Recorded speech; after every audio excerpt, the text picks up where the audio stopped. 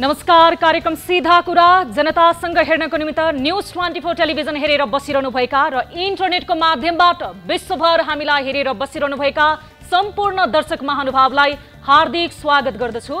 म सम्झना भुजेल। अन्ततः प्रतिनिधि सभा पुनर्स्थापना भएको छ।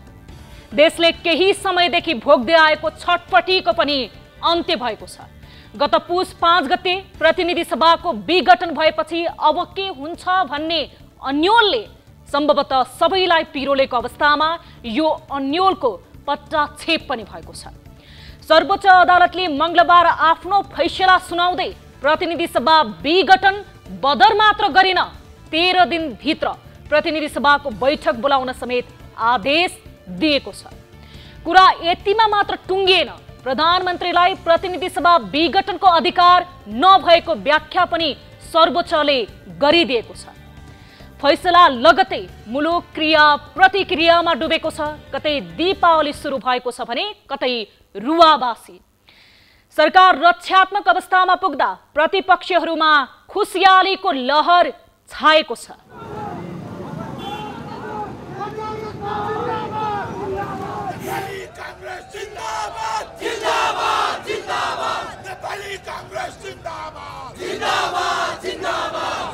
लोकतान्त्रिक गणतन्त्र जिन्दाबाद जिन्दाबाद जिन्दाबाद। विधिको शासन कायम छ कायम छ कायम छ।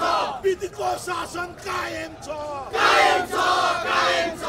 सर्वोच्चलाई धन्यवाद धन्यवाद धन्यवाद। सर्वोच्चलाई धन्यवाद धन्यवाद धन्यवाद। प्रतिपक्षीहरूमा खुसियालीको रहर यति बेला लहर छाएसँगै धेरैले सर्वोच्चको आदेशले मुलुक मुठभेडको भिडन्तबाट बचेको निष्कर्ष मात्र निकालेका छैनन्, प्रधानमन्त्रीको हातमा निहित भनिएको अराजक अधिकारको पनि अन्त्य भएको छ। संविधानले कुनै पनि प्रधानमन्त्रीलाई यति विशिष्ट र निरङ्कुश शैलीको अधिकार नदिएको तर्क राख्नेहरूले यहाँनिर जित हात पार्दा अब यही नजिर अन्य प्रधानमन्त्रीको हकमा पनि लागू हुने विश्वास धेरैमा बढेको छ। सर्वोच्च अदालतले गरेको निर्णय सबैले स्वीकार्ने बताउँदै आए पनि नेकपा, पुष्पकमल दाहाल प्रचण्ड र माधव कुमार नेपाल समूह सशंकित रहँदै आएका थिए। उनीहरूले सर्वोच्चले न्याय दिने भन्दै धम्कीको भाषा समेत प्रयोग गर्दै आएका थिए। यसबीचमा न्यायालयमा विवादमा तान्ने हदैसम्मको प्रयासहरू पनि भए। अन्त्यमा प्रधानमन्त्री केपी शर्मा ओलीले पनि न्यायालयतिर औला ठड्याउँदै धम्कीके भाषा प्रयोग गर्न समेत भ्याएका थिए। तर सर्वोच्चले संविधानलाई सिरानीमा राखेर निर्भीक निर्णय लिएरै छाड्यो। कसैको दबाव र प्रभावमा नपरी संविधानको व्याख्याको आधारमा नै निर्णय भएको भन्दै धेरैले स्वागत पनि गरेका छन्। यो निर्णयपछि देशको वर्तमान तस्बिरहरू फेरिने पक्का छ। प्रतिनिधि सभामा नयाँ समीकरण बन्ने पनि निश्चित छ। यही कारण पनि प्रधानमन्त्री ओलीका लागि आगामी पाइला चुनौतीपूर्ण बन्न सक्ने निश्चित बनेको छ। अब नेकपामा पनि एउटा गुटबाट अर्को गुटमा कुदाकुद हुने पक्का छ।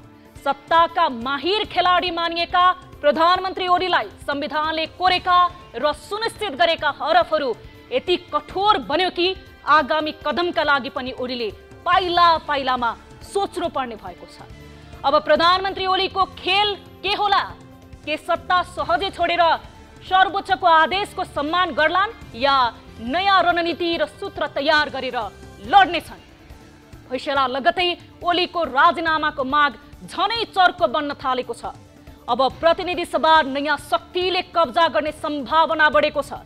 कांग्रेस भए चुनावमा, नभए पुनर्स्थापना भन्दै ढुलमुले नीतिमा नै आफूलाई पेश गर्दै आएको थियो। विशेषतः सभापति शेरबहादुर देउवा स्पष्ट रूपमा निर्वाचनको पक्षमा उभिँदा उनले ओलीसँगको निकटता छर्लङ्ग देखिने गरी बढाएका थिए। रामचन्द्र पौडेल सहितका नेताहरू प्रतिनिधि सभा पुनर्स्थापनाको पक्षमा खुलेर लागेका थिए। अब कांग्रेसले कस्तो कदम चाल्छ यसले पनि मुलुकको भोलिको राजनीति तय निश्चित गर्नेछ। तर अब प्रतिनिधि सभामा हुने चलखेल र सांसद किनबेचको घिनलाग्दो खेल पनि मौलाउने निश्चित देखिएको छ। यसले मुलुकको राजनीतिमा भने झनै अनिश्चयको खाल्टोमा हाल्ने सम्भावना बढेको छ, जसले गर्दा मुलुकको राजनीति झनै गिजोलिने प्रश्न देखिन्छ। यही कारण पनि धेरैले विश्लेषकहरूले सर्वोच्चको यो निर्णयलाई संवैधानिक रूपमा ठीक तर राजनीतिक रूपमा पनि गलत विश्लेषण गर्न थालेका छन्। दर्शक महानुभाव, यो मुलुकमा 70 वर्षमा 54वटा सरकार फेरियो, अब फेरिँदा 55वटा हुन्छ। 70 वर्षमा यो मुलुकमा 7 पटक मात्र लोकतान्त्रिक निर्वाचन भए। प्रजातन्त्रको 2 हिमायती मानिएको मुलुक भारतमा 70 वर्षमा 20 पटक निर्वाचन हुँदा 24 पटक सरकार फेरिएको छ भने बेलायतमा 70 वर्षमा 22 पटक निर्वाचन हुँदा 26 पटक सरकार फेरिएको इतिहास छ। यही तथ्याङ्कले पनि देखाउँछ हाम्रो प्रजातन्त्रप्रतिको अभ्यास कति कमजोर छ भनेर। आउनुहोस् यो सँगै सुरु गरौँ जनताको चासो गुनासो र प्रश्न सहितको विशेष कार्यक्रम सीधा कुरा जनतासँग।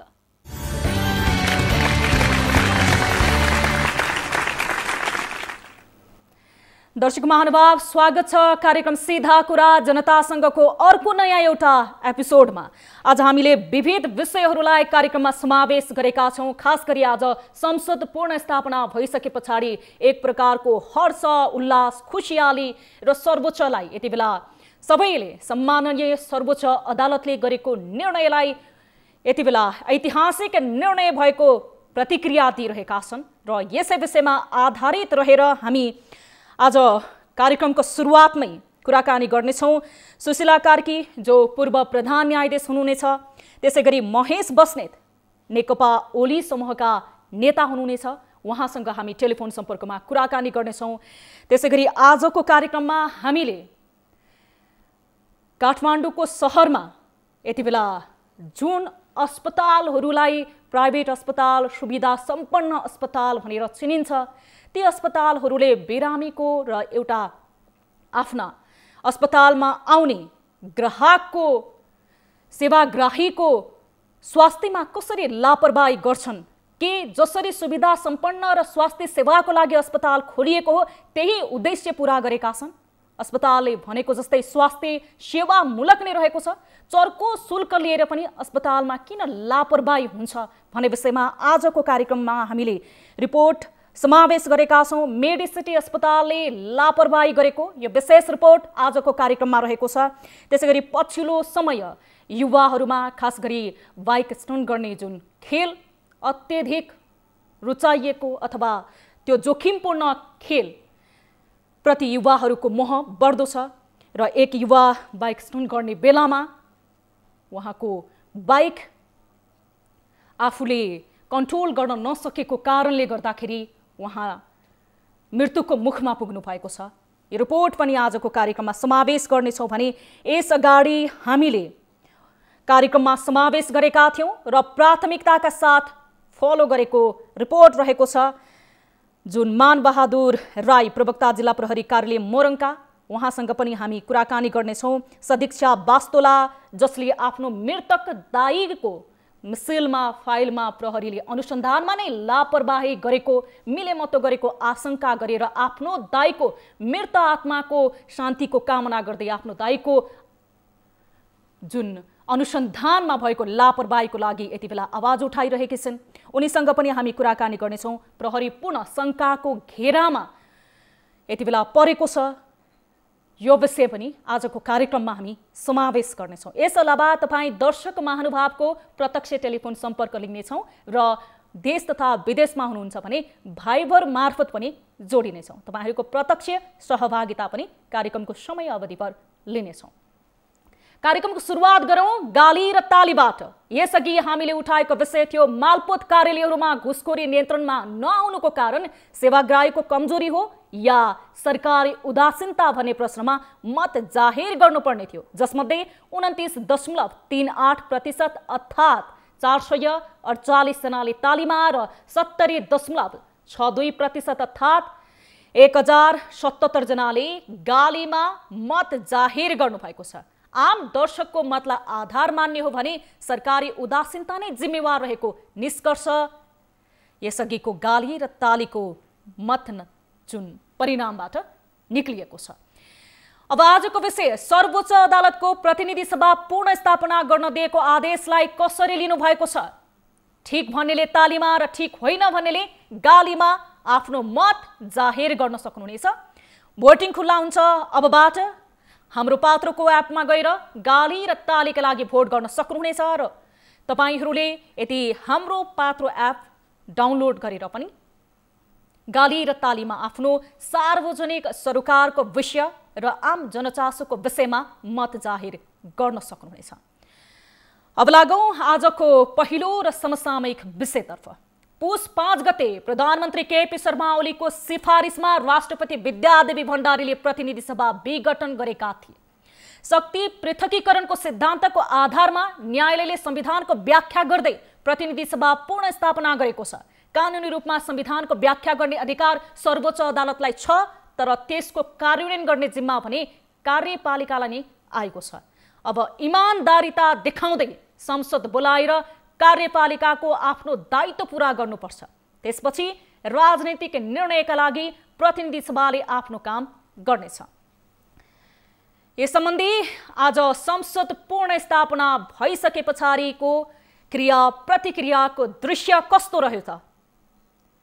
यो सम्बन्धी हामी तपाईलाई केही दृश्यहरू देखाउँछौँ र सम्बन्धित व्यक्तिसँग कुराकानी गर्नेछौँ। यो दृश्य हेरौँ। संविधान सर्वोच्चता संविधानकोमा भएको मूल मर्मलाई हुने गरी व्याख्या गरेको छ। अत्यन्त राम्रो फलदायी ऐतिहासिक फैसलाले गरेको छ। मुलुकलाई बर्बादी दुर्घटनाबाट यसले बचाएको छ। हेर्नुहोस्, देश भनेको चाहिँ एउटा सरकारको कार्यपालिका मात्र होइन, यहाँ हेर्नुहोस् न्यायपालिका छ र न्यायिक इतिहासमा चाहिँ जहिले पनि अदालतले चाहिँ एउटा सुप्रिम रोल निर्वाह गरिराखेको छ र अदालतले हेर्नुहोस् साई आएको होस् होइन, चाहे चाहिँ तपाईँको विभिन्न सुशीला कार्की प्रकरणमा होस्, सबैमा चाहिँ अदालतले चाहिँ एउटा कानुनको रोबाट जहिले पनि फैसला गरेको छ र सरकारलाई चेक एन्ड ब्यालेन्स गर्न नै यो अदालत स्थापना भएको हो।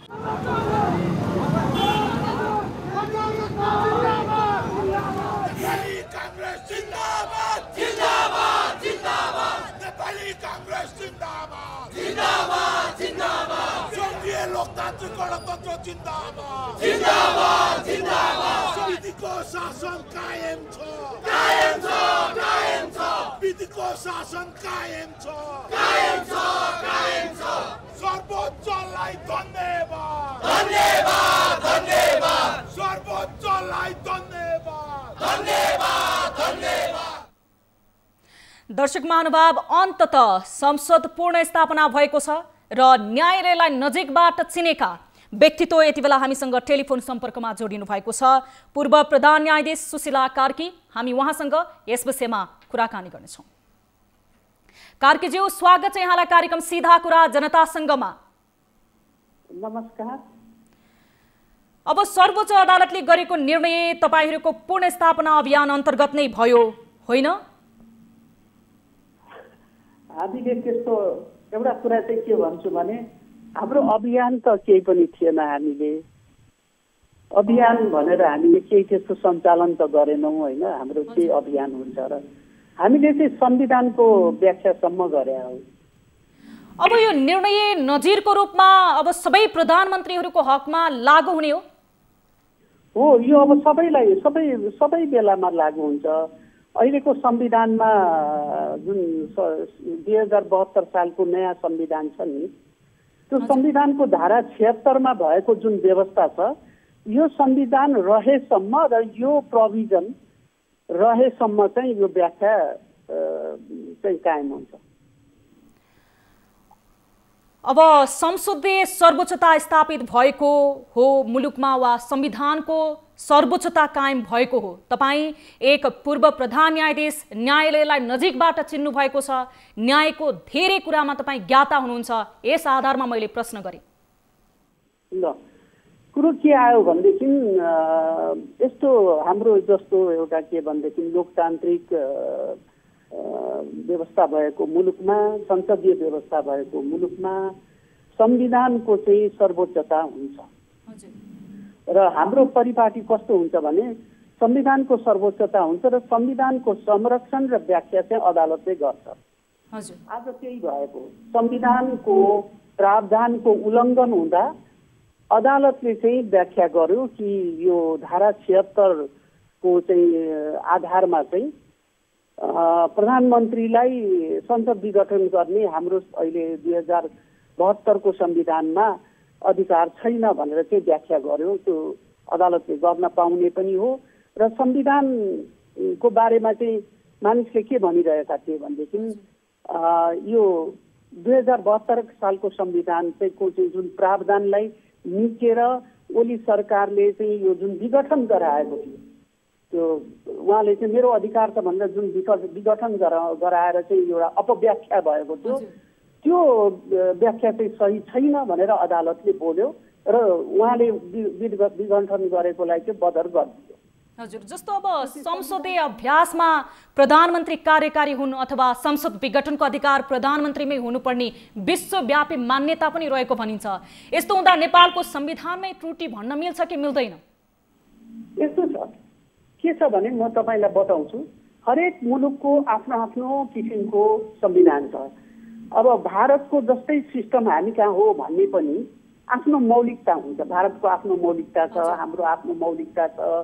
इङ्ल्यान्डमा चाहिँ संविधान छैन, तर त्यहाँ पनि के छ भनेदेखि परिपाटी सञ्चालन गर्ने आफ्नो मौलिकता हरेक देशको हरेक देशसँग अनुहार त मिल्दैन, किनभने भौगोलिक सांस्कृतिक सबै कुराको अलग अलग फरक हुन्छ।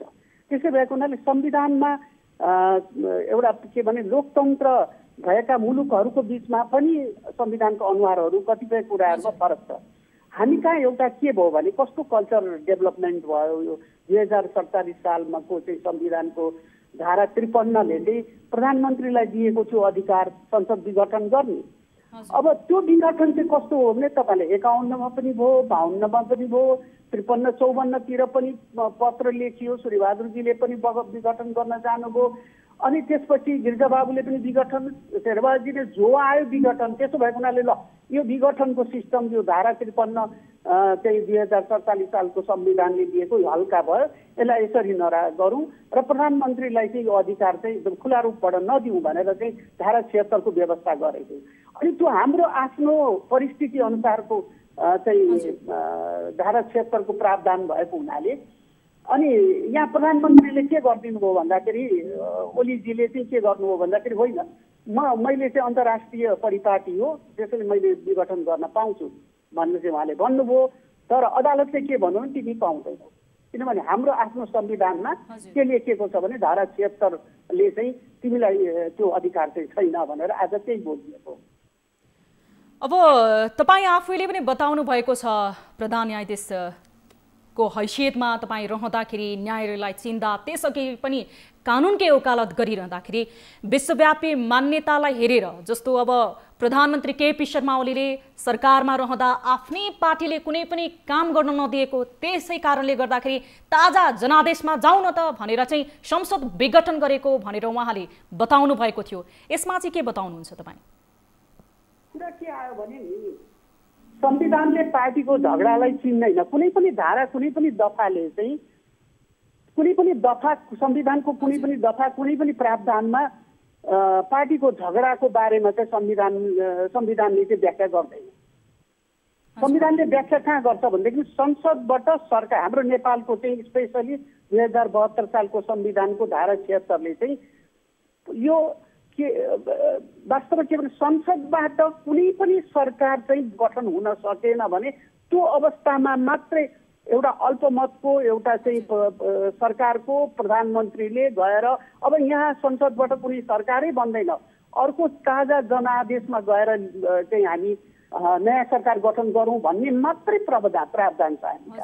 अब उहाँले भने जस्तो कि मेरो पार्टीभित्र झगडा भयो, मेरा साथीहरू बिचमा कुरा मिलेन र यसरी चाहिँ के छ भने म काम गर्न पाइनँ, संसद विघटन गर्न पाऊँ भन्ने चाहिँ संविधानमा कहीँ पनि उल्लेख गरेको छैन। त्यो भएर यो अहिलेको चाहिँ के भने उहाँले राखेको तर्क र आधार जुन छ संसद विघटनको त्यो संविधान सम्मत चाहिँ संविधानले त्यो कहीँ त्यस्तो प्रावधान नदिएको हुनाले नै उहाँले गरेको विघटनलाई चाहिँ बदर गरिएको। हजुर कार्कीज्यू, समय र जानकारीको लागि धेरै धेरै धन्यवाद। यति बेला हामीसँग पूर्व प्रधान न्यायाधीश सुशीला कार्की टेलिफोन सम्पर्कमा जोडिनु भएको थियो। र आजको यो संसद पुनर्स्थापना भएको र प्रधानमन्त्रीको कदमको विषयमा विश्लेषण गर्दै हुनुहुन्थ्यो। अब हामी कुराकानीका लागि प्रधानमन्त्री केपी शर्मा ओली निकट नेता महेश बस्नेतसँग कुराकानी गर्छौं। यति बेला हामीसँग नेता महेश बस्नेत टेलिफोन सम्पर्कमा जोडिनु भएको मैले जानकारी प्राप्त गरेको छु।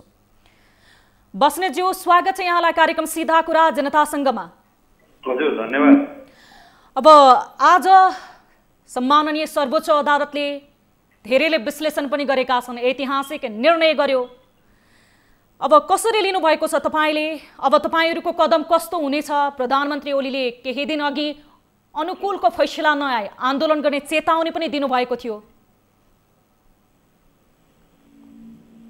अब अदालतको फैसलालाई हामी सबैले स्वीकार गर्नै पर्छ, किनभने लोकतन्त्रको विधिको शासन र न्यायको सर्वोच्च अदालत स्वीकार गर्नुपर्ने पद्धति भएको हुनाले त्यसलाई अस्वीकार गर्ने भन्ने कुरा भएन।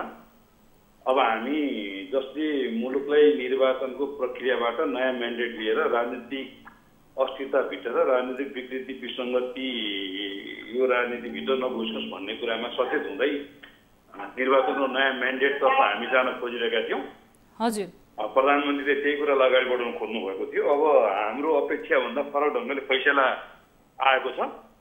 अब हामी के कुरामा सचेत हुनुपर्छ भने यो फैसलालाई स्वीकार गरिरहँदा 52 सालदेखि 65 सम्मको राजनीतिक गोलचक्रमा मुलुक फसेर विकृति विसङ्गति, अनेक खालका सांसद किनबेचदेखि लिएर अनेक खालका अस्थिरताको श्रृङ्खलामा मुलुक जुन फसेको थियो त्यो दिशातर्फ नजाओस् भन्ने कुरामा हामी सबै राजनीतिक नेताहरूले सचेत हुनुपर्छ। अब सर्वोच्च अदालतले राजनीतिक रूपमा यी धेरै कुराहरू देख्दा देख्दै पनि यो फैसला गर्यो। अब सर्वोच्च अदालतले फैसला गरिसके पछाडि त्यसलाई अस्वीकार गर्ने भन्ने त प्रश्न भएन, त्यसलाई स्वीकार गरेर जानुपर्ने स्थिति छ। हजुर, पक्कै पनि।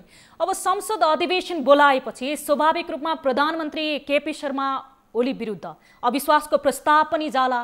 प्रधानमन्त्रीले अविश्वासको प्रस्ताव पेश गर्नुहुन्छ कि अघि नै राजीनामा गरेर बाटो खुल्ला गर्नुहुन्छ भन्ने आम जनचासो पनि रहेको छ अहिले।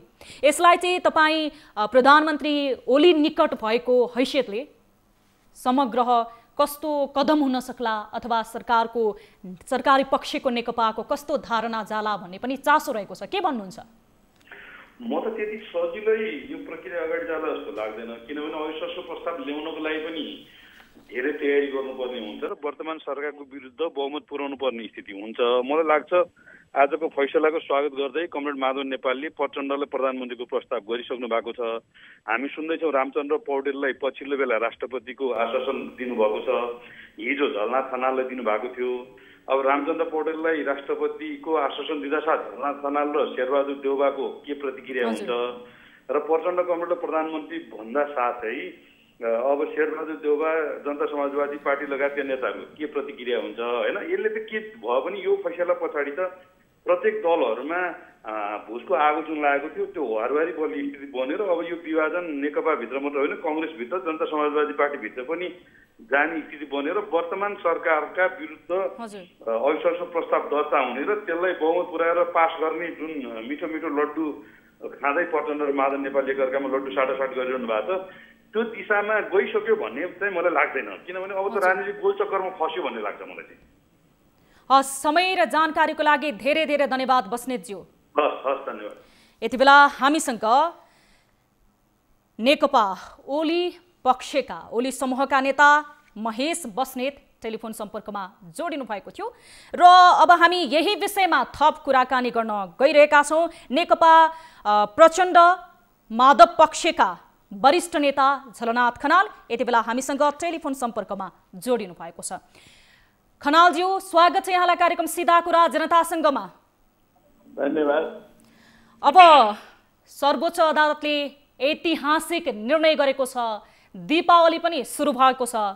अब यसलाई तपाईहरू त संसद पुनर्स्थापनाकै पक्षमा लडिरहनु भएको थियो, कस्तो अनुभव गरिरहनु भएको छ? प्रतिक्रिया दिनुस् त आम दर्शकहरू यति बेला जसले न्युज 24 टेलिभिजन हेरेर बसिरहनु भएको छ। अहिले मलाई बडो खुसी लागेको छ। आजको सर्वोच्च अदालतको जुन निर्णय छ त्यो निर्णय नेपालको संवैधानिक इतिहासमा एउटा कोसे ढुङ्गा हो। यो ऐतिहासिक फैसला हो। यो फैसलाले नेपालमा लोकतन्त्रको रक्षा गरेको छ, संविधानको रक्षा गरेको छ, नेपाली जनताको जनादेशको रक्षा गरेको छ र प्रधानमन्त्री केपी ओलीको जुन प्रकारको तानाशाही कदम थियो, अवैधानिक कदम थियो, असंवैधानिक कदम थियो र प्रतिगमनकारी कदम थियो, त्यसलाई सच्याउने अत्यन्त महत्त्वपूर्ण कदम चालेको छ।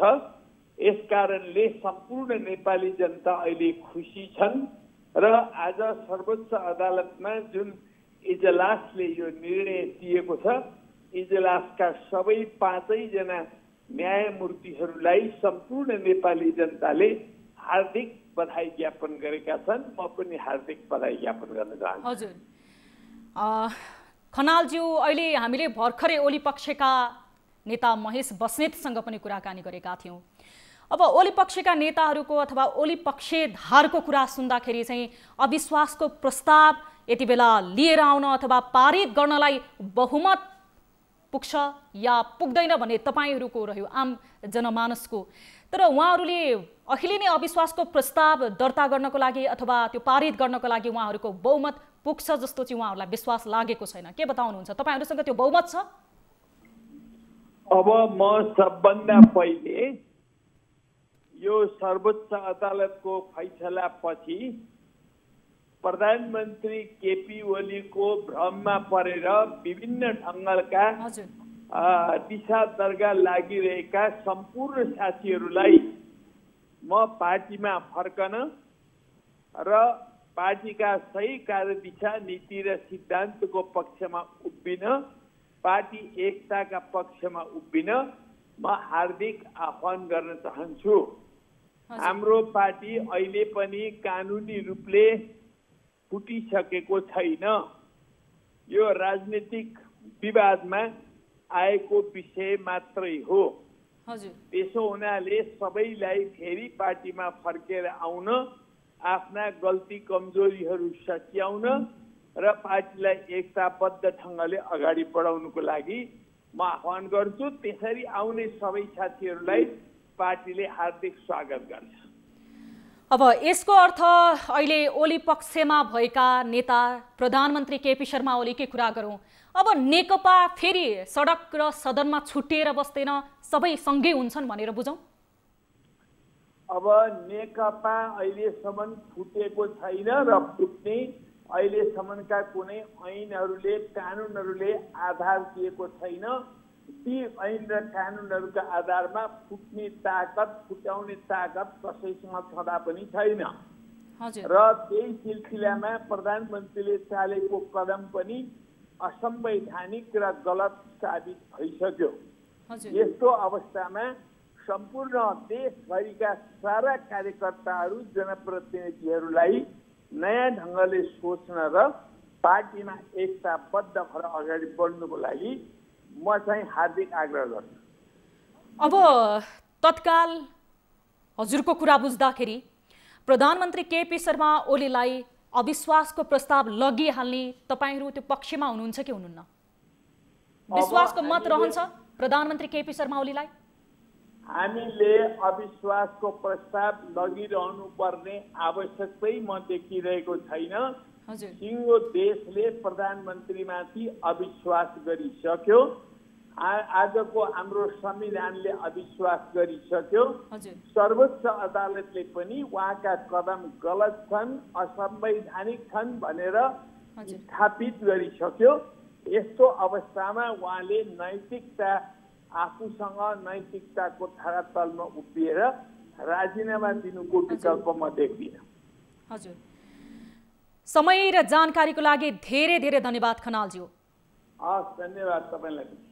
यति बेला हामीसँग प्रचण्ड माधव नेपाल पक्षका नेकपाका वरिष्ठ नेता झलनाथ खनाल टेलिफोन सम्पर्कमा जोडिनु भएको थियो र प्रचण्ड माधव पक्षले निरन्तर संसद पुनर्स्थापना हुनुपर्छ भनेर लागि परेको थियो र सर्वोच्चले आज ऐतिहासिक फैसला गरेको छ र धेरै यति बेला क्रिया प्रतिक्रिया आम जनमानसको कुरा सुन्दाखेरि पनि अथवा त्यो प्रतिक्रियालाई पनि एक किसिमले अन्दाज गर्दाखेरि संसद पुनर्स्थापना हुनु यो ऐतिहासिक कदम हो। प्रधानमन्त्री केपी शर्मा ओलीले असंवैधानिक कुनै गरेका थिए भन्ने सर्वोच्चले प्रमाणित गरेको छ भनेर भन्दा फरक नपर्ने अवस्था आएको छ र प्रधानमन्त्री केपी शर्मा ओलीलाई अविश्वासको प्रस्ताव भन्दा पनि नैतिकताको आधारमा संविधानको नै उहाँले उल्लङ्घन गर्नुभएको छ भने यो सम्पूर्ण आम देशवासीले नै उहाँको मूल्याङ्कन गरेका छन् र नैतिकताको आधारमा नै उहाँ पतन हुने अवस्था रहेको छ भनेर झलनाथ खनालले हामीसँग वरिष्ठ नेताले बताउँदै हुनुहुन्थ्यो। अब लागौँ अर्को विषयतर्फ। स्वास्थ्य क्षेत्रका नाममा केही ठूला भनिएका अस्पतालले कमाउने धन्दा बनाएका छन् भन्दा फरक नपर्ने भएको छ। ललितपुरको नक्खुमा नेपालको ठूलो अस्पताल मानिने नेपाल मेडिसिटी अस्पतालमा हुने गरेका लापरवाहीका घटना बेला बेलामा बाहिर आउने गरेका छन्। यो अस्पतालमा उपचारका लागि पुग्ने बिरामीबाट चर्को शुल्क असुलिन्छ। यति मात्र होइन, ती बिरामीको स्वास्थ्यमाथि नै लापरवाही हुने गरेको गुनासो बढ्न थालेको छ। उसो त कोरोना महामारीको समयमा पनि निकै विवादित अस्पतालको रूपमा परिचित बन्यो मेडिसिटी अस्पताल। त्यही अस्पतालमा फेरि अर्को लापरवाहीको घटना भएको छ। अस्पतालले एक बालिकाको उपचारमा लापरवाही गरेको घटना बाहिरिएको छ। हेरौँ यो रिपोर्ट। 18 महिने बालिकाको उपचारमा मेडिसिटीको लापरवाही। उनी काठमाडौँ स्थित कलङ्की बस्ने अतिना राजवंशी। उनले हाम्रो 24 हेल्प डेस्कमा आफ्नो 18 महिने छोरीको उपचारको क्रममा नेपाल मेडिसिटी अस्पतालले लापरवाही गरिरहेको गुनासो गरिन्। उनको यो गुनासोपछि उपचाररत बालिकाको अवस्था बुझ्न हाम्रो टिम अस्पताल नै पुग्यो। उनी एडलिन हेरोन। यी बालिका नेपाल मेडिसिटी अस्पतालमा 18 महिना अघि जन्मिएकी थिइन्। जन्मदा उनको तौल 3 केजी थियो। 9 महिनासम्म 7 केजी बढी थिइन्। तर अहिले उनको तौल दिन प्रतिदिन घटिरहेको परिवारले बताएको छ। परिवारका अनुसार बालिका 9 महिनाको हुँदा रुबेला 1 नामक भ्याक्सिन दिइएको थियो। तर त्यसयता यी बालिकाको तौल घट्दै गएको र स्वास्थ्य अवस्था बिग्रदै गएको परिवारको दाबी छ। यो बीचमा अस्पतालले बालिकाको फिजियोथेरापी समेत गरियो। तर बच्चा जन्मदा बखत नै चिकित्सकले लापरवाहीको श्रृङ्खला सुरु गरेको परिवारको आरोप छ। डेलिभर गराउँदाखेरि पनि उसलाई कस्तो नराम्रोसँग निकालेको छ, त्यसको भिडियो पनि मसँग छ, डेलिभर गरेको पनि। अस्पतालको गल्ती, म्याद गुज्रिएको स्लाइन चढाइयो। उपचारमा रहेकी बालिकालाई गत बिहीबार स्लाइन चढाइयो। तर बालिकालाई चढाइएको स्लाइन म्याद गुज्रिसकेको रहेछ। बालिकाको शरीरमा आधा स्लाइन प्रवेश गरिसकेपछि मात्रै म्याद गुज्रिएको उनका बुबाले थाहा पाए र हतार हतारमा उपचारमा संलग्न नर्सहरूले उक्त स्लाइन निकाले। त्यसपछि अस्पताल फार्मेसीले गरेको गम्भीर त्रुटि थाहा भएपछि अस्पतालको वार्डमा एकछिन त खैला बैला नै मचियो र म्याद गुज्रिएको स्लाइन दिने फार्मेसीले पनि आफ्नो गल्ती स्वीकार गरियो। वाटर खाएर पनि त भयो होला नि, त्यो पानीले गर्दा त्यो त तपाईँले जे पनि भन्न सक्नुहुन्छ। अब मिस्टेक भइसकेपछि त होइन, त्यो तपाईँको त्यो होइन त्यो हो। अब भनेपछि हामीले के गर्नु पर्यो भने रिटर्न फर्ममा चाहिँ एक्सपायर भएको हामीले औषधि दियौँ भनेर भन्नु पर्यो होइन त। भन्नु पर्यो। अब यो मैले मात्रै डिसिजन होइन होइन, यो सबै हस्पिटलको डिसिजन, डिपार्टमेन्टको डिसिजन हामी कुरा गरेर त्यो कागज के गर्ने हामी तपाईँलाई खबर गर्छौँ ल। स्लाइनमा अक्टोबर 20 सम्मको म्याद लेखिएको छ। यो मितिलाई मान्ने हो भने स्लाइनको म्याद गुज्रेको 4 महिना भइसकेको छ।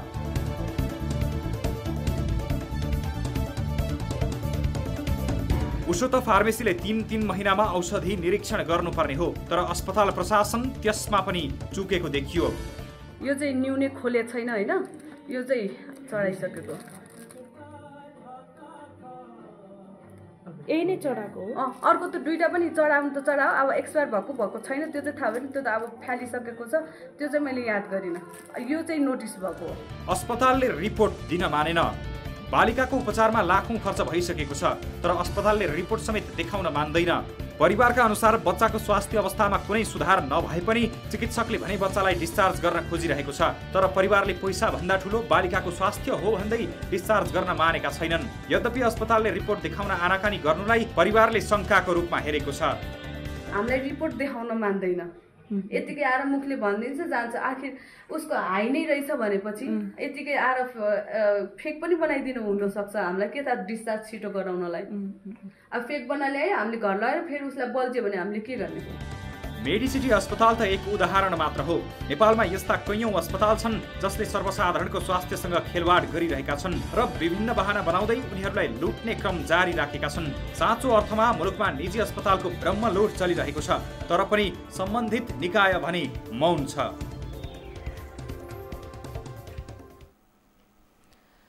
दर्शक महानुभाव, नेपालमा स्वास्थ्य सेवा व्यापारीकरण भएको छ। सीमित व्यक्तिहरूले स्वास्थ्य सेवाको नाममा अस्पताल खोलेका छन् र चर्को शुल्क असुलिरहेका छन्। तर स्वास्थ्य सेवाको नाममा कसरी लापरवाही गरिन्छ भन्ने एउटा उदाहरण मेडिसिटीले पेश गरेको छ। यस विषयमा हामीले सम्बन्धित रहेर मेडिसिटीका सम्बन्धित व्यक्ति पंकज बास्तोला, जो प्रमुख प्रशासकीय अधिकृत हुनुहुन्छ मेडिसिटी अस्पतालको, उहाँलाई दिनभर टेलिफोन सम्पर्क गर्यौं र उहाँलाई सम्पर्क गरेर यस विषयमा कुराकानी गर्न खोज्दाखेरि अहिले भर्खरै पनि हामीले सम्पर्क गर्दा उहाँले टेलिफोन उठाउनु भएको छैन। यो विषय उहाँले थाहा पाए पछाडि अन्य सम्बन्धित व्यक्तिले फोन उठाउनु भएको छ अस्पताल प्रशासनको। उहाँले यो विषय थाहा भइसके पछाडि कुराकानी गर्न खोज्नु भएको छैन। अथवा मेडिसिटीको यो पहिलो घटना मात्र होइन, एक बालिका जसलाई उपचार गराउन ल्याइएको छ, रिपोर्ट अस्पतालले दिएको छैन, एउटी आमा त्यहाँ आफ्नो बच्चाको स्वास्थ्यमा सुधार हुन्छ कि भनेर उपचार गराइरहेकी छिन्। चर्को शुल्क तिर्दा पनि पैसाको कुनै पनि हामी कन्जुसाई गर्दैनौँ, तर मेरो बच्चाको स्वास्थ्य राम्रो बनाइदेऊ भन्दाखेरि पनि अस्पताल प्रशासनले सुनिरहेको छैन। हामीले अस्पतालका सम्बन्धित व्यक्तिलाई बारम्बार टेलिफोन सम्पर्क गरेर यस विषयमा उहाँ अस्पतालका व्यक्तिसँग कुराकानी गर्ने प्रयास गरेका थियौं, तर उहाँले टेलिफोन सम्पर्क उठाउनु भएको छैन। अस्पतालको फार्मेसीबाट स्लान लिएर गइन्छ, त्यो स्लान पानी 4 महिना अघि डेड एक्सपायर भएको हुन्छ। अथवा एउटा बालिका जो बिरामी भएर अस्पताल उपचारको लागि आफ्नो अभिभावकले लिएर जान्छन्, तर ती बालिकालाई अस्पतालले नै बिरामी बनाउने गरी यति लापरवाहीपूर्वक करिब 4 महिना अघि नै म्याद गुज्रिसकेको स्लान पानी अस्पतालको आधिकारिक फार्मेसीबाट लिएर आएर चढाइन्छ। अस्पतालका ती नर्सहरू जसले त्यो पानीको डेटसम्म हेरेका छैनन्, स्लानको डेटसम्म देखेका छैनन्, जब ती बालिका अथवा त्यो बच्चाको बुवाले देखे त्यस पछाडि यो त डेड एक्सपायर भइसकेको स्लान छ भनेर कुराकानी गर्न खोज्दा अस्पतालमा भागाभाग हुन्छ। अस्पताल प्रशासनले डिस्चार्ज गर्नुस् अथवा लिएर जानुस् तपाईको बच्चालाई, बच्चाको स्वास्थ्यमा सुधार नै नहुँदाखेरि लिएर जानुस् तपाईको बच्चालाई, बरु पैसा बेडको चार्जहरू अस्पतालको त्यो उपचारको चार्ज तिर्नु पर्दैन भन्छन्। यो कस्तो मलमलायो! यसरी स्वास्थ्य क्षेत्रमा मौलाउँदो यो विकृतिलाई कसरी नजरअन्दाज गर्न सकिन्छ? पैसासँग त यहाँ दुनो गाई जस्तो बनाइएको छ। निरन्तर अस्पतालमा कुनै सामान्य रोग लागेर जाँदा अस्पतालकै लापरवाहीको कारणले, गतिविधिको कारणले अझ जटिल रोग हुनेको हो भन्ने आशंका पनि रहेको छ भने यति बेला अस्पताल नजाउँ त उपचार गर्न नपाएर मर्रेला भन्ने पीर अस्पताल गयो। देशका नाम कहलिएका सुविधा सम्पन्न हरेक क्षेत्रबाट सम्पूर्ण प्राविधिक कुरा भएका अस्पतालमा 4 महिना अस्पतालको फार्मेसीमा म्याद गुज्रिएको पानी रहन्छ, त्यसको अनुगमन निरीक्षण केही पनि हुँदैन। तर त्यही फार्मेसीबाट लिएर आएको पानी एउटा बच्चालाई चढाइन्छ, बिरामी बच्चालाई। त्यो कति महिनादेखि म्याद गुज्रिएको थियो, त्यो पनि अस्पतालमा उपचार गराउने अथवा उपचार गराउँदा संलग्न भएका डाक्टर नर्सहरूले हेर्दैनन्। यसरी ब्रह्मलुट चलिरहेको छ मेडिसिटीमा। हामीले सम्बन्धित व्यक्तिलाई लगातार टेलिफोन सम्पर्क गरेका छौं। उहाँलाई यस विषयमा कुराकानी गर्नको निम्ति फोन सम्पर्क गर्दा उहाँ सम्पर्कमा आउनु भएको छैन। यो आम मानिसको स्वास्थ्यमा गर्ने खेलबाडमा उहाँहरूको जवाफ किन निरीह रहन्छ अथवा उहाँहरू जवाफ दिन किन खोज्नु हुँदैन? यो किसिमको लापरवाही छ। यति बेला पनि अस्पतालमा एक आमा आफ्नो बच्चाको उपचार गराउन बसिरहेकी छिन्, तर अस्पताल प्रशासनको यो किसिमको उदासीनता, अस्पतालको यो किसिमको ब्रह्मलुट रहेको छ। बच्चाको स्वास्थ्य दिन प्रतिदिन बिग्रिँदो छ, तर अस्पताल भित्र म्याद गुज्रिएको पानी चढाइन्छ। उपचारको लागि जाँदाखेरि उल्टै लापरवाही गरिन्छ। यो विषय हामी यही छोड्ने छैनौं। यो विषयमा सम्बन्धित निकायसँग जवाफ लिएर छाड्नेछौँ र हाम्रो खबरदारी सदा रहनेछ। हामी यस्ता विकृति विसङ्गतिमा जहिले पनि खबरदारी गरिरहनेछौँ। यसको फलोअप रिपोर्ट हामी बनाउनेछौँ। कार्यक्रम सीधा कुरा जनतासँगमा एकैछिन छोटो ब्रेक।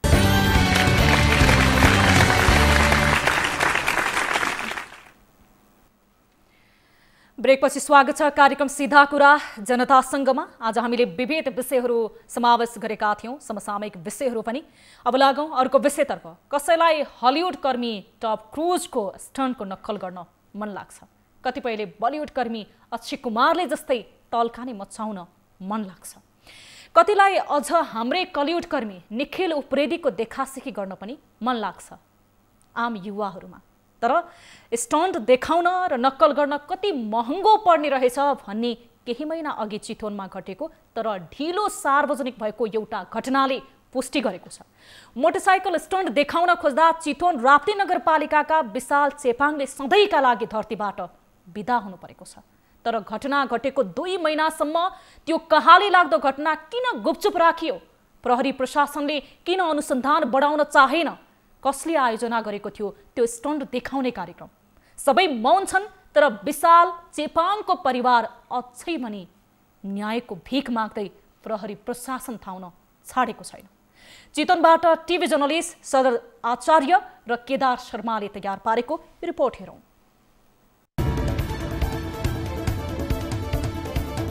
किन 2 महिनासम्म गुपचुप पारियो त्यो कहाली लाग्दो घटना? बाइक स्ट्यान्ड देखाउने क्रममा सावधानी नअपनाउँदा ज्यान गुमाएका 32 वर्षीय विशाल चेपाङको मृत्यु रहस्यमय बनेको छ। चितवनको राप्ती नगरपालिका स्थित वडा नम्बर 2 गडौलीका युवाले गत पुस 11 गते स्टन्ट गर्दा आगोले जलेर गम्भीर घाइते भए। उनलाई पुस 17 गतेसम्म अस्पताल भर्ना गरेर राखे पनि उनले संसार देख्न पाएनन्। गत पुस 17 गते राजधानीको कीर्तिपुर अस्पतालमा निधन भएको विशालका बुबा प्रेम चेपाङले जानकारी दिए। बुबाले छोराको मृत्युपछि घटनाको विषयमा प्रहरीमा जाहेरी दिए, तर प्रहरी प्रशासनले भने अझैसम्म उक्त घटनाका विषयमा छानबिन गर्न आनाकानी गर्दै आएको छ।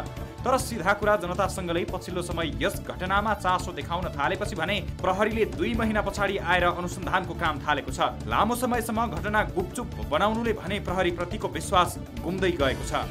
कम 2-4 जना अलिकति राख्नु पर्छ कि जनप्रतिनिधि हुनुपर्छ कि अथवा कोही राजनीतिको मान्छे हुनुपर्छ कि अथवा समाजसेवी बुद्धिजीवी सबै हुनुपर्छ कि यो के हो अलिक खासा खुसी जस्तो अब हामी मात्रै जस्तो पनि लाग्यो। एउटा होइन हाम्रो कानुनप्रति नियमप्रति त अनभिज्ञ छौँ।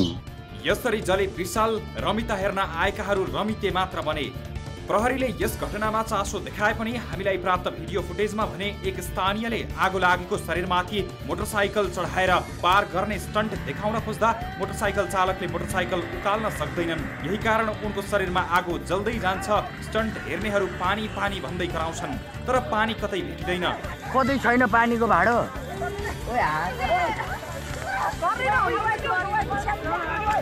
सहभागीहरूले आफ्नै ज्याकेट खोलेर आगो निभाउँछन्, तैपनि आगो नियन्त्रण हुँदैन। तर आगो शरीरमा झनै दन्कन थाले पनि आगो नियन्त्रण गर्ने वैकल्पिक व्यवस्था हुँदैन। संयौंको संख्यामा स्टन्ट हेर्न आएकाहरूले उनको शरीरमा लागेको आगो नियन्त्रण कोसिस गर्छन्, तर आगो नियन्त्रणमा आउन सक्दैन। 2 महिनापछि आएर बल्ल अनुसन्धान अघि बढाइयो। यस्तो जोखिमपूर्ण कार्यक्रम कसले आयोजना गरेको हो भन्ने विषय समेत अहिले रहस्यमय नै बनेको छ। तर यता 2 महिना पछाडि आएर प्रहरीले यस घटनामा चासो देखाएको छ। घटना हेर्दा विशाललाई मार्ने नियत नदेखिए पनि दुर्घटना भएको लामो समयसम्म घटना गुपचुप रहँदा समेत अनेकौं प्रश्न उठ्न पुगेको छ। यता जिल्ला प्रहरी कार्यालय चितवनका प्रहरी प्रमुख ओम प्रसाद अधिकारीले भने अनुसन्धान सुरु गरी पक्राउ आदेश समेत जारी भइसकेको बताएका छन्। मुद्दा दर्ता गरिसकेका छौँ र त्यसमा घटनामा संलग्न व्यक्तिहरूको चाहिँ पक्राउ अनुमति लिएर हामीले प्रक्रिया अगाडि बढिसकेका छौँ र मलाई लाग्छ अब केही दिनभित्रै 2-3 दिनभित्रै तपाईँले यसमा देखिने खालको रिजल्ट पाउनुहुन्छ। के कार्यक्रम आयोजक कानुनी दायरामा आउलान्? सबै कुरा प्रष्ट देखिने गरी भिडियो हुँदाहुँदै पनि प्रहरी अनुसन्धानमा 2 महिनासम्म चुप देखिँदा समेत प्रहरीप्रति शङ्का पैदा गरेको छ। कानुनमा लापरवाहीपूर्ण तवरबाट कसैको ज्यान गएमा 3 देखि 10 वर्षसम्म कैद र 30,000 देखि 1 लाखसम्म जरिवाना हुने व्यवस्था रहेको छ।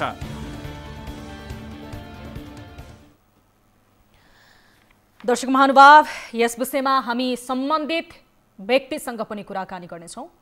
जिल्ला प्रहरी कार्यालय चितवनका प्रवक्ता सूर्य थापा यति बेला हामीसँग टेलिफोन सम्पर्कमा जोडिनु भएको छ। हामी उहाँसँग यस विषयमा कुराकानी गर्नेछौँ। प्रवक्ताज्यू, स्वागत छ यहाँलाई कार्यक्रम सीधा कुरा जनतासँगमा। प्रवक्ताज्यू, सुनिरहनु भएको छ मेरो आवाज? प्रवक्ताज्यू, स्वागत छ यहाँलाई कार्यक्रम सीधा कुरा जनतासँगमा। धन्यवाद।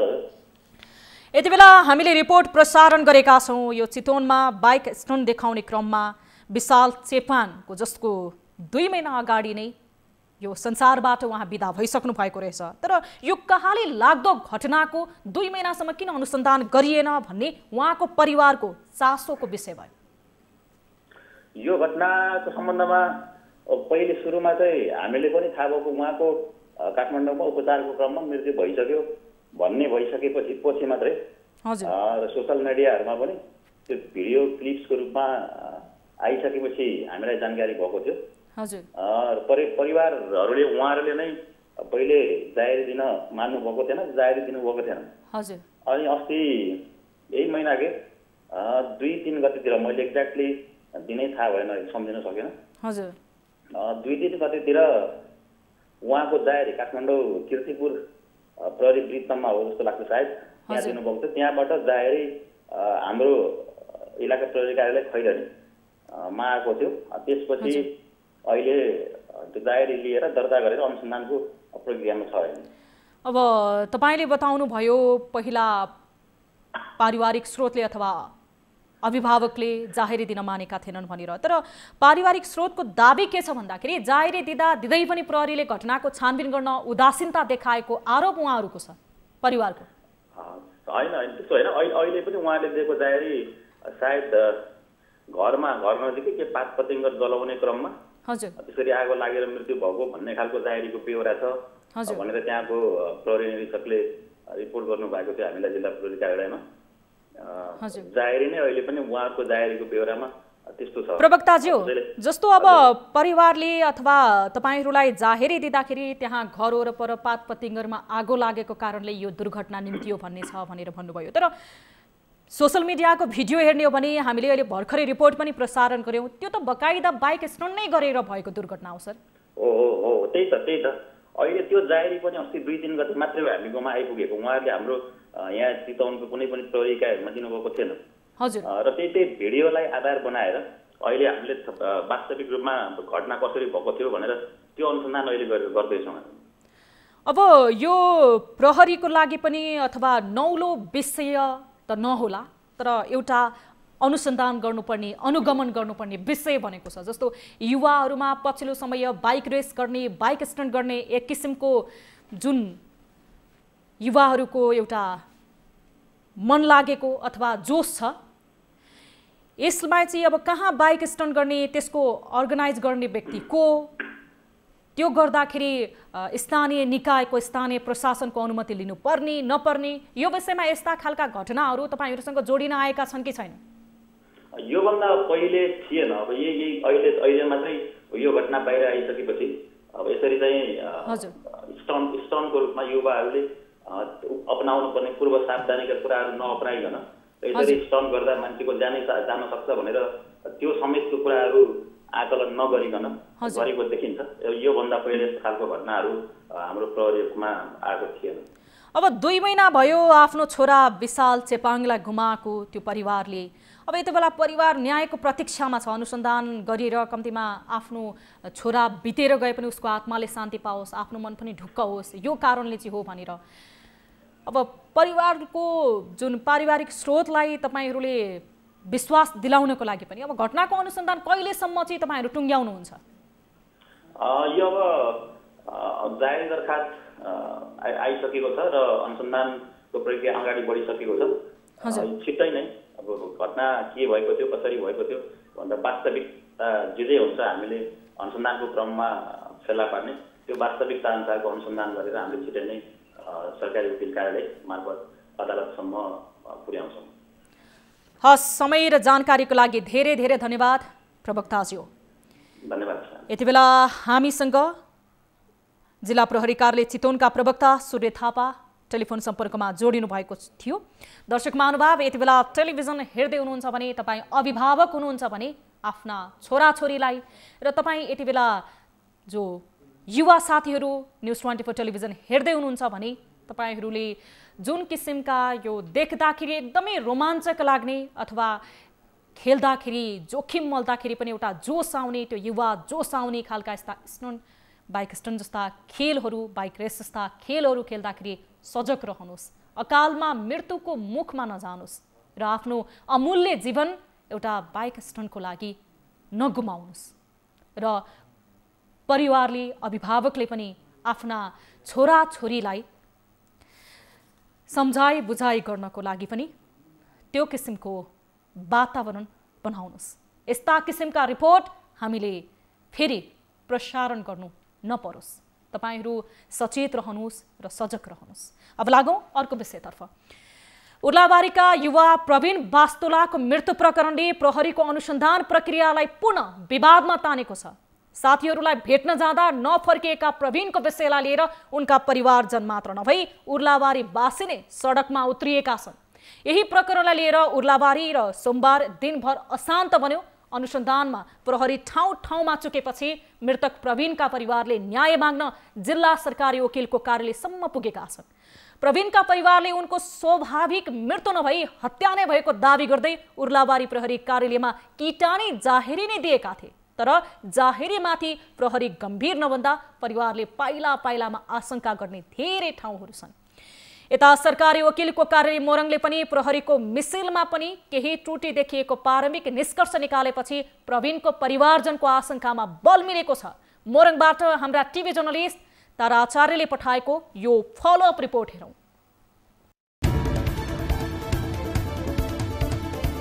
प्रहरीले घटना कमजोर पार्ने षड्यन्त्र रच्यो परिवारजन। गत पुस 5 गते मृत फेला परेका उर्लाबारी 6 का 31 वर्षीय युवा प्रवीण वास्तोलाको हत्या भएको भन्दै मृतकका परिवार आन्दोलन गर्दै न्यायको लागि विराटनगर स्थित जिल्ला सरकारी वकिलको कार्यालयसम्म आइपुगेका छन्। घटनाको मिसिल बनाउँदा प्रहरीले मृतकको सट्टामा अर्कै व्यक्तिको तस्बिर राखेको र झुटो मिसिल तयार गरेको भन्दै मृतकका परिवारले विराटनगरमा नाराबाजी गरेका छन्। मृतककी बहिनी सदीक्षा वास्तोलाले आफ्नो दाजुको मृत्यु नभई हत्या भएको हुनाले न्याय पाउनुपर्ने, दोषीलाई सजाय हुनुपर्ने माग गरेकी छिन्। उनले घटनालाई कमजोर पार्न खोजेर प्रहरीले न्याय मारेको भन्दै विरोधमा उत्रिएकी छिन्। जस्टिस हो मेरो दाइको लागि। यस्तो प्लानबद्ध तरिकाले मेरो दाइलाई लगेर हस्पिटलमा मारिएको छ। बयानहरू यहाँ मिसिलमा आएर पढ्दाखेरि गलत बयानहरू दिएको छ। मान्छे पछि गलत बयानहरू छ। छर्लङ्ग जो कहिले पनि त्यो बयान हेरेर पढेर बुझ्न सकिन्छ कि यहाँ छर्लङ्गै चलखेल भएको छ भनेर त्यहाँ एउटा गिरी अरे नाम रमेश गिरी, अर्को एम्बुलेन्स खोज्न जाने गिरी, गोपाल गिरी भन्ने मान्छेको हो यहाँ झिकाउनु पर्यो। त्यो मान्छेसँग अनुसन्धान गर्न खोज्दा बाहिर गएको छ अरे। त्यो मान्छे छैन अरे यो ठाउँमा। किन एम्बुलेन्स बोलाउन गए? स्कुटरको पछाडि बसेर रमेश गिरीको को हो गोपाल गिरी भने? यो सबै छानबिन हुन पर्यो। यहाँ त्रुटिले भरिएको मिसिल छ। प्रहरीको मिसिलमा केही त्रुटि देखियो सरकारी वकिलको कार्यालय। यसैबीच जिल्ला न्यायाधिवक्ता मनोज कुमार आचार्यले मिसिलमा केही त्रुटि देखिएकाले पीडित पक्षलाई अनुसन्धानमा सहयोग गर्ने बताउनुभयो। अनुसन्धानमा केही कमी कमजोरी छन्। ती कुराहरू चाहिँ मैले अघि पनि हाम्रो छलफलमा नै भनिसकेँ होइन। केही कुराहरू बाँकी रहेको अवस्था छ। केही कुराहरू चाहिँ अझ गर्दाखेरि हुन सक्ने खालको कुराहरू हुन्थ्यो कि भन्ने कुराहरू छ। उहाँको पनि एउटा सीमा होला, अर्थात् अनुसन्धान गर्दाखेरि कतिपय ज्ञानको कुराले पनि कमी होला, कतिपय कुराहरू चाहिँ इत्यादि पनि होला। त्यो उहाँको विषयको कुरा मैले भनिसकेँ। म उहाँको विषयको डिफेन्स पनि गर्दैन। किटानी जाहेरीमा परेकाहरू फेरि छुटे। मृतकका परिवारले किटानी जाहेरी दिएपछि जाहेरीका आधारमा पक्राउ परेका व्यक्तिहरूलाई सरकारी वकिलको कार्यालयसम्म पुर्याइएको र ठोस सबुत प्रमाणको अभावमा उनीहरूलाई सफाई दिइसकेको छ। मृतकका आफन्त र छिमेकीहरूले इलाका प्रहरी कार्यालयमा नै त्रुटि गरेको र नक्कली मिसिल तयार गरी सरकारी वकिलको कार्यालयमा बुझाएको आरोप लगाएका छन्। सबैजना एकदम कमजोरी चाहिँ न्यायहरू लेखिएको रहेछ। त्यसले ज्यानमाराहरूलाई चाहिँ छोडिदिइसकेको छ। 5-6 दिन थुनेर छोडिदिइसकेको छ। त्यसले ज्यानमारा आएको छैन। मेरो छोरो मारिएको हो अनि त्यो न्याय केलाउन आएको। अब न्याय यहाँबाट चाहिँ कहाँसम्म जानु पर्यो न्याय खोज्दै जाँदैछु। सरकारी वकिल कार्यालयबाट अब जिल्ला प्रहरी कार्यालय जाँदैछु। त्यहाँ पनि अनुसन्धान गर्छु। यहाँ अनुसन्धान गर्न आएको। मंगलबार मृतकका आफन्तहरूले जिल्ला प्रशासन कार्यालय मोरङमा पुगेर छलफल गरेका थिए। प्रशासन कार्यालयले दोषी पत्ता लगाएर कारबाही गर्ने आश्वासन दिएको उनीहरूको भनाइ छ। पीडितहरूले जिल्ला सरकारी कार्यालय मोरङमा पनि सही र सत्यको अनुसन्धान गर्न माग गरेका छन्। मिसिल कमजोर बनाएर घटनालाई दबाउन खोजेको पीडितहरूले आरोप लगाएका छन्। उनीहरूले न्याय नपाएसम्म आन्दोलन गरिरहने बताएका छन्। न्यायको लागि मृतकका आमा र बुबा पनि आन्दोलनमा हिँडिरहेका छन्। घटनापछि उर्लाबारीमा निरन्तर जसो प्रदर्शन हुँदै आइरहेको छ। यस्तो थियो त्यो घटना। मोरङको उर्लाबारी 5 का 31 वर्षीय प्रवीण बास्तोला गत पुस 5 गते शङ्कास्पद अवस्थामा मृत भेटिएका थिए। साथीहरूको डेरामा गएका व्यक्ति मृत भेटिएका र उनीसँगै रहेका 4 जना साथीहरूको भूमिका शङ्कास्पद मानिएको थियो। 2 महिना अघि मृत भेटिएका प्रवीणको बारेमा किटानी दिँदा पनि प्रहरीले छानबिनमा तदारुकता नदेखाएपछि परिवारजनले उर्लाबारी प्रहरी कार्यालयमा नै पुगेर दबाब दिन बाध्य भएका थिए। आक्रोशित हुँदै प्रहरी कार्यालय पुगेको उनीहरूले घटनाको फाइल देखाउन माग गरे, तर प्रहरीले सक्कली फाइल लुकाएर नक्कली फाइल सार्वजनिक गरेको र फाइलमा मृतक प्रवीण बास्तोलाको तस्बिर नभई अन्य अपरिचित व्यक्तिको फोटोसप गरी राखिएको अवस्थामा फाइल फेला परेपछि आन्दोलन सडकमा नै आइपुगेको थियो।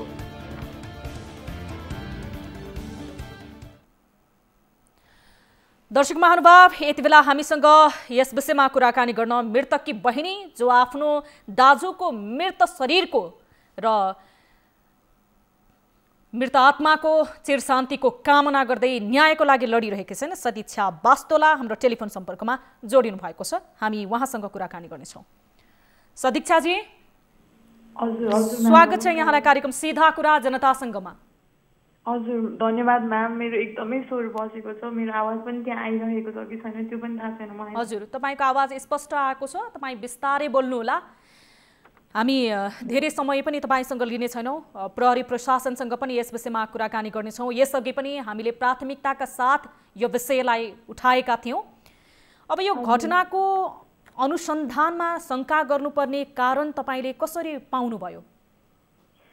अनुसन्धानमा शङ्का पर्ने कारण हामी यहाँ उर्लाबारीको इलाका प्रहरी कार्यालयमा गएका थियौँ फलोअपको लागि। एउटा नर्मल फलोअपको लागि म र मेरो फ्यामिली मेम्बर जानुभएको थियो। त्यसमा हामीले जाँदा सर यो घटनाको बारेमा के भइरहेको छ भनेर त्यहाँको प्रहरी निरीक्षकसँग हामीले कुरा गऱ्यौँ। यसरी कुरा गर्दाखेरि उहाँले तपाईँहरूको घटनाको छानबिन भइरहेको छ, मैले रोकेको होइन, सरकारी वकिल कार्यालयबाट तपाईँको घटना अगाडि नबढाइएको हो, उहाँ गएर कुरा गर्नुहोस्, मसँग कुरा गर्ने होइन भन्ने टाइपको जवाफ आयो। सर तपाईँले इन्भेस्टिगेसन चाहिँ के चाहिँ गर्नुभयो त? यो घटना यस्तो सबैले देख्दा देख्दै मेरो दाइलाई मारेर मेरो दाइको लास हस्पिटलमा लगेर छोडेको सबैले देखिराख्नु भएको छ, तपाईँले मात्र किन देखिराख्नु भएको छैन? यो अन्याय परिरहेको छ हामीलाई भनेर इन्भेस्टिगेसनमा तपाईँले के प्रमाणहरू तयार गर्नुभयो? मेरो दाइको लासको फोटो कसरी खिच्नुभयो? लासको फोटोमा नीलडामहरू थियो कि थिएनन्? मलाई त एकचोटि प्रमाण देखाइदिनुहोस्, म हेर्छु भनेर मैले फाइल हेर्न खोज्दाखेरि कुनै पनि पेपर देखाउनु भएन। लासको फोटो देखाउनको लागि गर्दाखेरि गलत मान्छेको फोटो प्रयोग गरेर फोटोसपबाट एडिट गरेर रङ्गी चङ्गी फोटो घाँटीमा 5-6 तोलाको सिक्रेट ट्याप्प हुने गरी लगाइएको त्यस्तो फोटो राखिएको थियो। सर यो मेरो दाइको फोटो होइन भनेर मैले भने, आफ्नै दाइ पनि चिन्नुहुन भने मैले के गर्न सक्छु र भनेर उहाँले मलाई भन्नुभयो। म मेरो दाइलाई चिन्दिनँ, मेरो दाइलाई जन्म दिने बुवा चाहिँ उपस्थित हुनुहुन्छ, उहाँको ठुलो बुवाको छोरा दाइहरू हुनुहुन्छ, यो हाम्रो मान्छे होइन, गलत प्रमाण हाल्नु भएको छ तपाईँले भनेपछि फाइल बन्द गरेर इन्सपेक्टर 1.5 घन्टाको लागि गायब हुनुभयो। त्यसपछि उहाँको फोन गरेर उहाँले अरू कर्मचारीहरूलाई एकैछिनमा नयाँ फाइल तयार गर्न लाउनु भयो, नयाँ फोटोहरू प्रिन्ट आउट गर्न लाउनु भयो। यसरी नयाँ फाइल बनाएपछि इन्सपेक्टर उद्धव पोखरेल आउनु भएको थियो 1-1.5 घन्टा पछि। सर त्यो गलत फोटो गलत प्रमाण भएको फाइल दिनुहोस्, हामी पब्लिक गर्छौँ, हामीलाई त्यसको फोटो दिनुहोस्, फोटो खिच्न दिनुहोस् भन्दाखेरि दिनु भएन। फाइल तानातान भयो, एउटा झडप जस्तो पनि भयो त्यहाँनिर। हामीले त्यो फाइल माग्दाखेरि नदिएर पछि 3-4 वटा फाइल जम्मा गरेर इन्सपेक्टर उद्धव पोखरेल इलाका प्रहरी कार्यालय उर्लाबारीबाट निस्किनु भयो। बाटोमा फाइल हेरफदल गर्नुभयो, सरकारी वकिल कार्यालयमा के बुझाउनु भयो, त्यसको लागि चाहिँ आज हामी फलोअपको लागि गएको थियौँ। यस्तो भयो सुरुमा चाहिँ।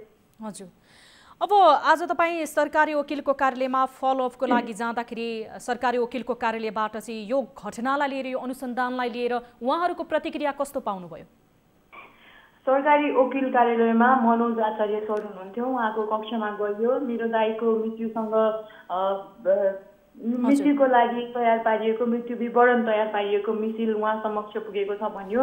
त्यो नक्कली फोटो नक्कली प्रमाण भएको मिसिल पनि सरकारी वकिल कार्यालयमै छ भनेर भन्नुभएको थियो हिजो उर्लाबारी प्रहरी निरीक्षकले। त्यो हेर्नको लागि पनि हामी गएका थियौँ। सर तपाईँकोमा मेरो दाइको दुईचोटि केस तपाईँले फिर्ता गरिदिइसक्नु भएको छ अदालत पुग्दैन भनेर के चाहिँ मिसिल तयार पारिएको छन्, हामीलाई त्यो मिसिलमा के लेखिएको छ, कस्ता कस्ता मान्छेहरूको बयान छ केही पनि सुनाइएको छैन। हामीलाई एकचोटि सर त्यो एकचोटि पढेर सुनाइदिनुहोस् न भनेर हामीले भन्यौँ। पत्रकार साथीहरूले पनि खिचिराख्नु भएको थियो अरूले।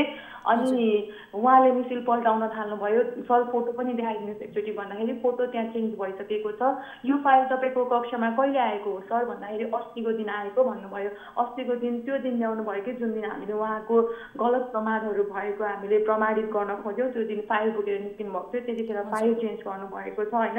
अनि सर रिपोर्टहरूमा के छ बयानहरू कस्तो कस्तो छ भन्दाखेरि जहाँ मेरो दाइको लास भेटिएको थियो जुन ठाउँमा मेरो दाइ मरेको हो त्यहाँनिरको मान्छेहरूको बयान दिँदाखेरि पनि हरेक मान्छेको बयान गलत छ, हरेक मान्छेको बयान फरक छ। फाइलमै त्यहाँ पढ्दाखेरि नै प्रत्यक्ष छुट्टिन्छ कि सबैको बयान कसैले बाटोमा बेहोस भएको मान्छेलाई हस्पिटलमा ल्याइएको भनेको छ त कसैले घरको कोठाबाट मान्छेहरूको हुल जमेको थियो एम्बुलेन्समा हालेर त्यहाँबाट निकालिएको। तर यस्तो गलत तपाईँले पढ्दा नै देखिराख्नु भएको छ भने तपाईँलाई अलिकति यहाँ समथिङ इज गोइङ रङ भन्ने कुरा तपाईँलाई लागिरहेको छैन सर भनेर भन्दाखेरि अब यस विषयमा चाहिँ मलाई के पनि नभन्नुहोस्, प्रहरी प्रशासनमा गएर कुरा गर्नुहोस् भनेर फेरि सरकारी वकिल सरले त्यही भन्नुभयो। हजुर सदिक्षाजी, हामीले यस विषयलाई निरन्तर फलोअप गरिरहेका छौँ र फलोअप गर्नेछौँ जबसम्म यो अनुसन्धानको निचोड बाहिर आउँदैन र तपाईँहरूले न्यायको अनुभूति गर्नुहुँदैन। समय र जानकारीको लागि धेरै धेरै धन्यवाद। Thank you ma'am. यति बेला हामीसँग मृतककी बहिनी सदिक्षा वास्तोला टेलिफोन सम्पर्कमा जोडिनु भएको थियो र यति बेला यही घटनाको अनुसन्धानमा जुटेका जिल्ला प्रहरी कार्यालय मोरङका प्रवक्ता मानबहादुर राई जोसँग हामी टेलिफोन सम्पर्क गर्ने कोसिस गरिरहेका छौँ। यद्यपि उहाँले फोन उठाउनु भएको छैन। यसअघि पनि हामीले अगाडिको श्रृङ्खलामा उहाँसँग कुराकानी गरेका थियौँ र घटनाको सत्य तथ्य र निष्पक्ष तरिकाले अनुसन्धान गर्ने भनेर उहाँले प्रतिबद्धता जनाउनु भएको छ। उहाँले यति बेला फोन उठाउनु भएको छैन, तर यो विषयलाई हामी निरन्तर फलोअप गर्नेछौँ। दर्शक महानुभाव, आजको लागि कार्यक्रम सीधा कुरा जनतासँगको निर्धारित समय सकिन लागेको छ। थप न्यूजको लागि हाम्रो वेबसाइट www.news24nepal.com हेर्न नभुल्नुहोला। साथै तपाईले हामीलाई फेसबुक, ट्विटर र युट्युबमा पनि फलो गर्न सक्नुहुनेछ। यस्तै मोबाइल, भाइबर र इमेलबाट हामीलाई तपाईले हाम्रो न्यूज 24 हेल्प डेस्कमा प्रत्यक्ष सम्पर्क गर्न सक्नुहुनेछ, जसको लागि हाम्रो टोल फ्री नम्बर रहेको छ। तपाईँ कुनै समस्यामा हुनुहुन्छ, जिज्ञासामा हुनुहुन्छ, केही प्रश्नहरू रहेका छन् सम्बन्धित निकायसँग भने 1660 011 2424 मा तपाईले हामीलाई सम्पर्क गर्न सक्नुहुनेछ भने 98 015 7 24 24 त्यसैगरी 98 84 011 037 मा पनि प्रत्यक्ष रूपमा कल गर्न सक्नुहुनेछ। यदि तपाईँ देश तथा विदेशमा हुनुहुन्छ, इन्टरनेटको पहुँचमा हुनुहुन्छ भने भाइबर र व्हाट्सएप मार्फत पनि तपाईँ हामीसँग जोडिन सक्नुहुनेछ। देशभित्रै हुनुहुन्छ, काठमाडौँ उपत्यकामा हुनुहुन्छ, अनुकूलता छ र कुनै समस्यासँग जुधिरहनु भएको छ भने हाम्रो कार्यालय पानी पोखरीमा तपाईँ प्रत्यक्ष उपस्थित भएर हामीसँग तपाईँको गुनासो साट्न सक्नुहुनेछ। सम्बन्धित निकायसम्म हामी पुर्याउनेछौँ। हामी निरन्तर न्युजमा छौँ। कार्यक्रम सीधा कुरा जनतासँगबाट म सम्झना भुजेल बिदा माग्छु। नमस्ते।